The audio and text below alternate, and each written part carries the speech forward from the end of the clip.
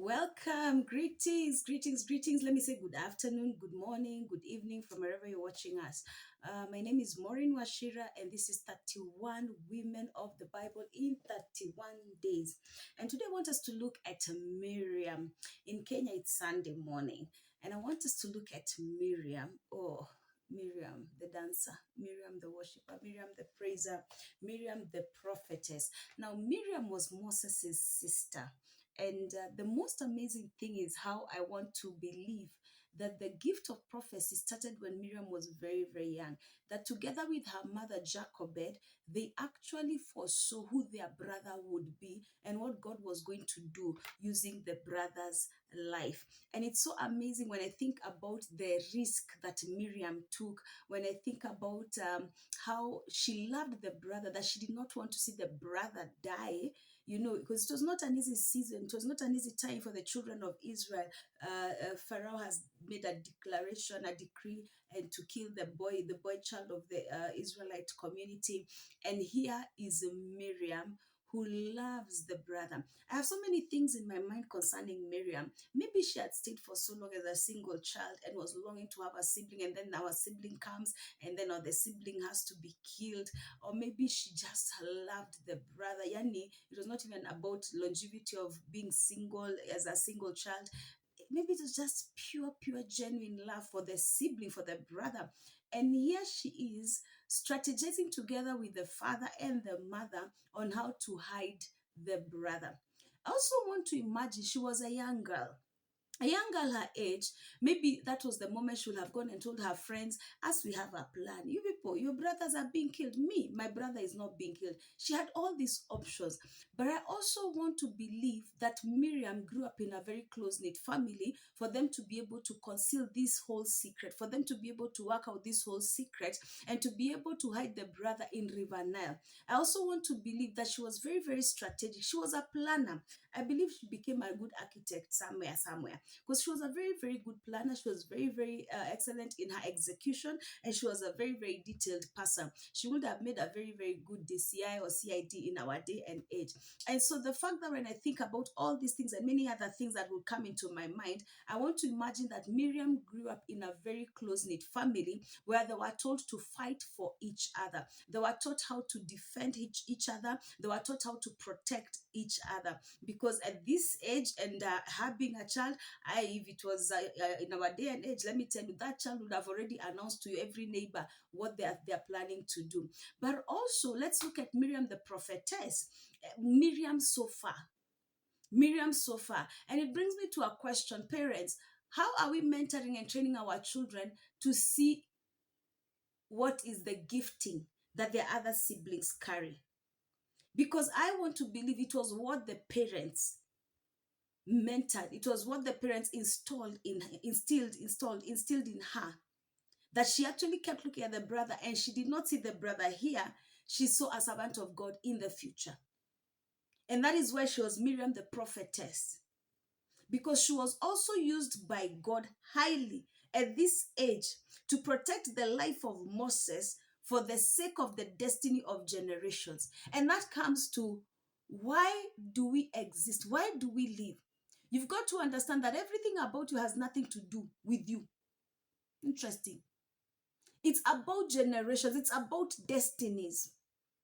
That child, mama, you've given birth to, it's not about you. It's not so when the child is old to buy you a good car, to build you a good house. No, it's because of destinies. There's a reason why God has allowed that child to be at such a time as this. Is because in 5 years to come, God will need that child. And so when I think about Miriam and how God used her to help protect the brother because of tomorrow, and for her, she even accepted. She trusted. That's why she didn't even die also in Egypt. She had to come out, she had to go through the deliverance, the same way all the children of Israel went through the deliverance. But also, when I think about the risk Miriam took, I don't want to imagine how easy it is to even go to the king's daughter and to tell her, I know of someone who can nurse this child. I want to believe Pharaoh's daughter was not a fool. She would have sensed and said, for the sake of this girl, I will do all it takes.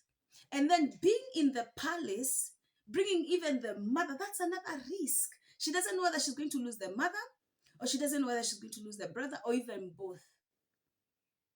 And then maybe she used to visit. She doesn't know, one day she may bump with Pharaoh. Pharaoh will be like, I've been hearing her cry in this house. Who gave birth? So she was a risk taker. Miriam was also very, very strict.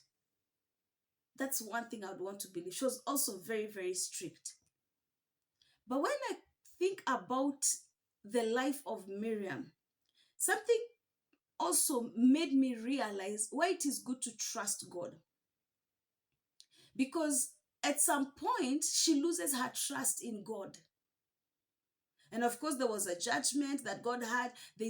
She had leprosy, and Moses had to step in the gap. But what is the main thing that for me I want to highlight about Miriam today? It's about how we grow up and how we also train ourselves to believe in each other for the sake of the destiny and for the sake of the future and for the sake of generations. How we grow up, how we train ourselves, and how we believe in each other for the sake of tomorrow. Because let me tell you something, if we do not stand with one another and believe in each other, there may be no generation and future tomorrow. There may be nobody you're fighting for tomorrow. There may be nobody you're thinking about tomorrow. Life cannot be about me, myself, and I. We've got to take risks. Miriam took a risk. Have you taken a risk for somebody? Allow me to talk to siblings, sisters, cousins, neighbors. Let me not even get to neighbors. Let me talk to cousins. Let me talk to siblings. Have you taken a risk for your own sibling? Have you fought for your own sibling? Can you do what Miriam did for your own sibling? That even though it lands me in problems, I will cover my own sibling, because what I see of my sister, what I see of my brother, it's a bright future. Or you're the kind of a sibling who says everybody to live their own life, which is good, everybody to live their own life. But let me tell you something. If it was everybody to live their own life, God would have given you Jupiter, another person Mars, another person Saturn. Everybody would be in a different, all the billions of us on this earth, everybody would be living in their own planet. But the reason why God put you in that family is so that you can fight for that family. You can defend that family. If you cannot defend your own siblings, who else are you going to defend? If you cannot fight for your own siblings, who else are you going to fight for? Miriam took a risk to even enter the river, a river that is known worldwide to be infested with the deadliest poisonous snakes. Can you do that for your own siblings? Can you? Can you fight for your own sibling? Can you die for your own siblings? It's unfortunate in our world today, our siblings are dying of hunger and we don't care. Our siblings are sleeping on the streets and we don't care. And when I talk about siblings, let me talk to us who are blood, your blood relations. When was the last time you even checked on your sibling? When was the last time you called? When was the last time you SMS'd? Or do you sit down and decide you're going to have a gathering with some of your family members, your siblings? Maybe you're 8 in the family, so 4 of you are discussing this particular sibling and leaving them alone. And yet that sibling is the pillar of the family. Yet that sibling, today they may be the deepest drunkards, but tomorrow they may be the salvation of your family. Today they may be the last bones, but tomorrow they will be the voice of your family. The things of God never make sense. That's why the Bible says his ways are not our ways, his thoughts are not our thoughts. Imagine if Moses was born before Miriam. Who would be protecting the earth? We would have already lost Moses.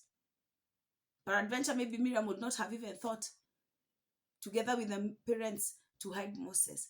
And Moses will not even have feet in that basket and floated on the river. Miriam is an amazing woman of God. But also, as a woman of God, be very careful when you doubt the purposes of God and the promises of God. Never waver. Stand firm. Push till the end. and you will see what God has in store for us. In the long run, Miriam still led the children of Israel. She led the women in praising as they got out of Egypt. Women, we have a role to always be on the forefront, praising, celebrating the goodness of the Lord. 31 women of the Bible in 31 days. God bless you. See you tomorrow.